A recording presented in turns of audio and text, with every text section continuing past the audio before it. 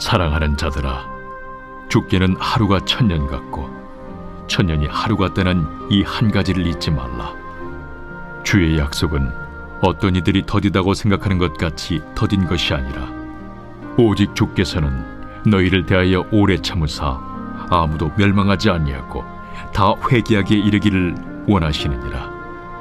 그러나 주의 날이 도둑같이 오리니 그날에는 하늘이 큰 소리로 떠나가고 물질이 뜨거운 불에 풀어지고 땅과 그 중에 있는 모든 일이 드러나리로다. 이 모든 것이 이렇게 풀어지리니 너희가 어떠한 사람이 되어야 마땅하냐? 거룩한 행실과 경건함으로 하나님의 날이 임하기를 바라보고 간절히 사모하라. 그날에 하늘이 불에 타서 풀어지고 물질이 뜨거운 불에 녹아지려니와 우리는 그의 약속대로 의가 있는 곳인 새 하늘과 새 땅을 바라보도다. 그러므로 사랑하는 자들아, 너희가 이것을 바라보나니 주 앞에서 점도 없고 흠도 없이 평강 가운데서 나타나기를 힘쓰라. 또 우리 주의 오래 참으심이 구원이 될 줄로 여기라. 우리가 사랑하는 형제 바울도 그 받은 지혜대로 너희에게 이같이 썼고 또 그 모든 편지에도 이런 일에 관하여 말하였으되 그 중에 알기 어려운 것이 덜어 있으니 무식한 자들과 굳세지 못한 자들이 다른 성경과 같이 그것도 억지로 풀다가 스스로 멸망에 이르느니라.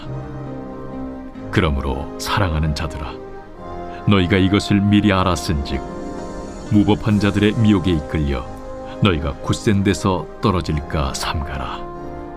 오직 우리 주 곧 구주 예수 그리스도의 은혜와 그를 아는 지식에서 자라가라. 영광이 이제와 영원한 날까지 그에게 있을지어다.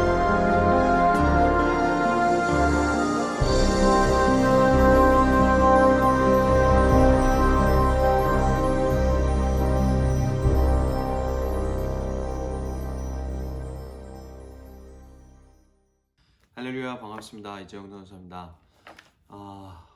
지난 금요일 어제는 성탄절이었습니다. 여러분 어떤 성탄절을 보내셨습니까? 그 어느 때보다 고요하고 좀 차분하고 그리고 그 어느 때와 비교했을 때 참 색다르고 처음 맞아보는 성탄절이 아니었을까 생각해 봅니다.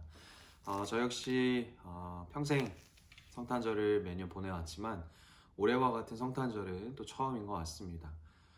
늘 시끌벅적하고 그리고 교회에서나 교회 밖에서나 예수님의 생일을 축하하는 어떤 목소리와 찬양과 예배의 모습들이 일상의 모습들이 많이 있었지만 이번 성탄절은 참 차분하고 정말 무서우리만큼 조용한 시간이 아니었나 생각해 봅니다. 하지만 중요한 것은 우리에게 임마누엘의 하나님께서 예수님을 이 땅에 보내주셔서 그 성탄의 기쁨이 우리에게 임하게 되었다라는 사실입니다. 우리가 비록 모여서 함께 예배하지는 못했지만 각자의 자리에서 함께 성탄절을 보냈고 함께 예수님의 생일을 축하했습니다.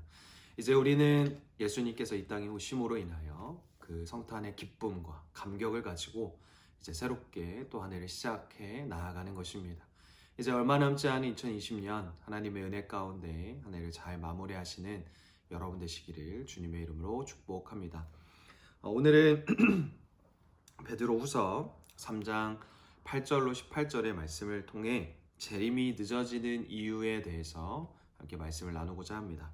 여러분, 재림이라는 것은 무엇을 뜻하는 것일까요? 우리가 공교롭게도 예수님께서 이 땅에 오심과 그리고 그와 비추어서 예수님의 재림에 대해서 또 한번 생각해 보게 됩니다. 재림이라는 말은 말 그대로 다시 임한다라는 뜻입니다.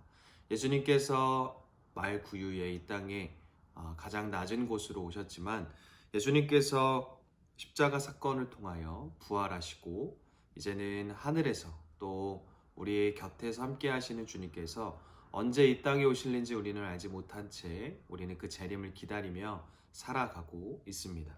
우리는 이 재림을 맞이할 때에 아주 작은 차이가 큰 차이를 가지고 옴을 우리는 기억해야 합니다. 로마에게 괴롭힘을 받는 교인들은 빨리 세상에 마지막 날이 오기를 바랬습니다. 오늘 본문 가운데. 하지만 하나님은 시간을 초월해 계심으로 인간적인 느낌으로 그날이 늦어진다고 실망해서는 안 될 것입니다.